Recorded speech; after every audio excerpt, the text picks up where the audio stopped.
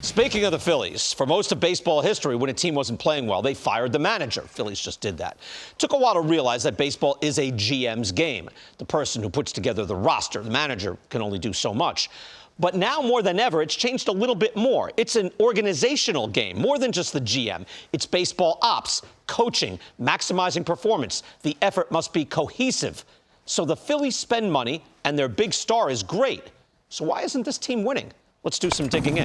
The Phillies have had a top 5 payroll, but over the last 3 years have been around a 500 club, missing the playoffs the last 2 years and currently are 11 games out of first place this year. It's a club built on offense, but over the last 3 years, the Phillies are just around a league average at the plate, 16th in weighted runs created plus. There are 30 teams. That hitting has not been enough to bail out a terrible bullpen and awful defense. Over the last 3 seasons, those are the Joe Girardi seasons, the bullpen has been the worst in the major leagues, the worst park-adjusted ERA in baseball in that span. So, the pen is bad, right? But defensively, this club is in a league of its own.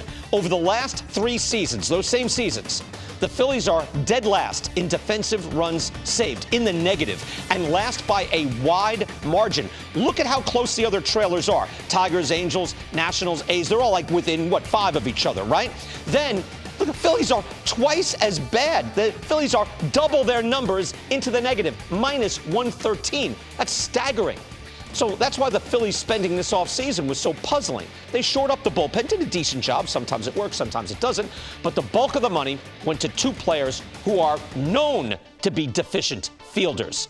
The Phillies paid top dollar for not 1, but 2 impact hitters. You could definitely make a case to sign either Kyle Schwarber or Nick Castellanos. Separately, both can hit, no doubt, but neither can field. Schwarber was -8 in defensive runs saved last year. Castellanos, -7, and that's not their worst years. And they signed both of them. When Bryce Harper was forced to DH, they were forced to the field, exacerbating the club's #1 problem. So the Phillies are not a good baseball team out on the field, physically, in the real world. But they have real talent. In fact, what's strange about the Phillies, it's usually the big signings and the big commitments that will sink a club or keep a club back. But the big deals for the Phillies have worked out. Bryce Harper has been great as a Philly, a better hitter for the Phillies than he was the previous 3 years for the Nationals. He gets $25.4 million a year, AAV, but he's been very productive. They signed Zach Wheeler to a 5-year, $118 million deal with a sketchy track record, but he's worked out beautifully. He has a 2.87 ERA over the 3 years so far. While we're talking starters, the club also signed Aaron Nola to an extension. 5 years of club control for $61 million back in 2019. Nola has been excellent. That's a great move. And they traded for JT Realmuto, their catcher. They signed him then to a 5-year, $115.5 million contract extension. Now, he hasn't exactly gotten to another level, but in his 4 years with Philadelphia, he is #1 among all catchers in the game in WAR. They've all worked out. Harper, Wheeler, Realmuto, Nola. They are 4 of the top 6 on the club in terms of salary. The other 2 are Castellanos and Schwarber, who, again, have not been busts. So it's not spending at the top end. So where, besides defensively, is it not working? Well, one thing you always hear from winning clubs, the basics are drafting and developing. You get cost-effective labor when you draft picks. When your draft picks become foundation players. Here are the top draft picks from 2014 to 2019 for the Phillies. Aaron Nola was a good pick. In 2015, they whiffed on a high school shortstop. They got Scott Kingery in the 2nd round.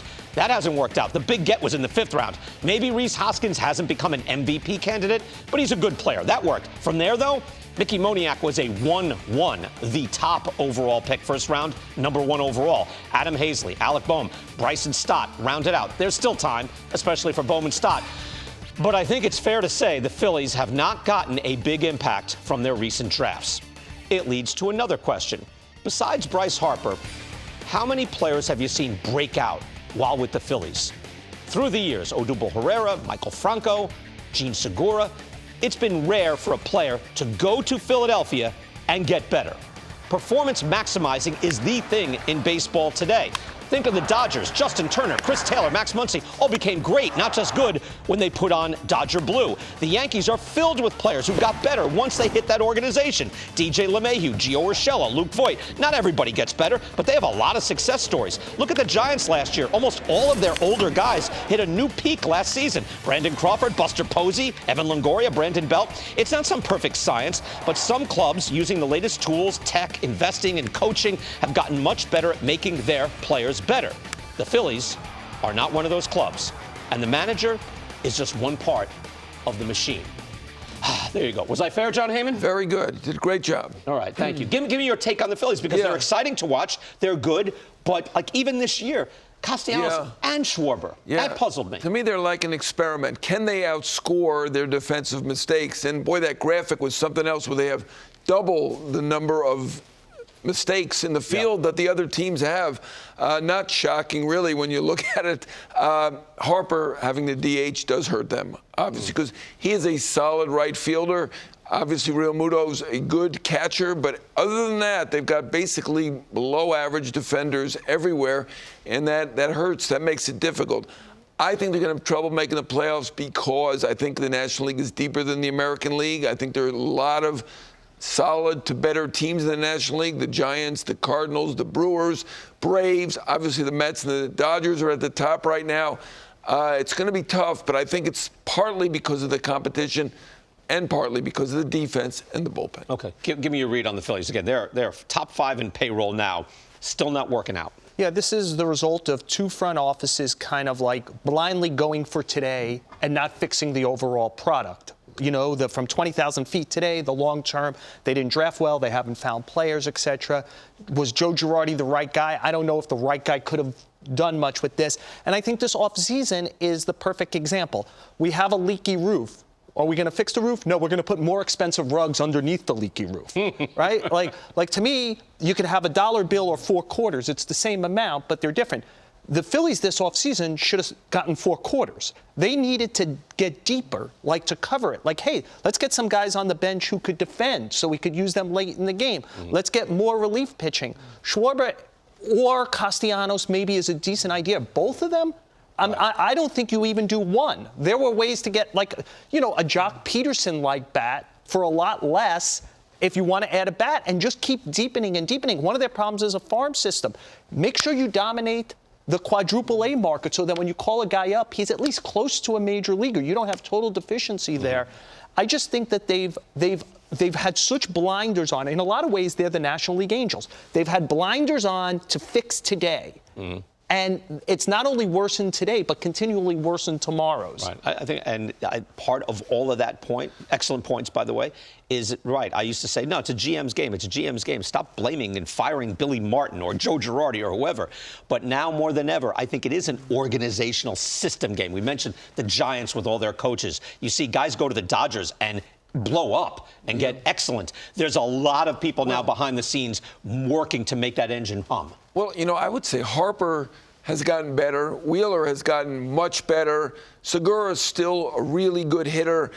But he didn't get better. I even looked at Segura. I'm just saying, he was a 3 to 4 win player before he got there. Now he's like a 2-win player. He hasn't broken out. Harper has gotten better. Wheeler has. You're right. Is the drafting. They have not drafted well. They've been basically a forever 500 team, so they've not drafted way high, except for Moniak, which looks like a tough call at number 1-1. But the drafts have been kind of middle of the pack because of their record.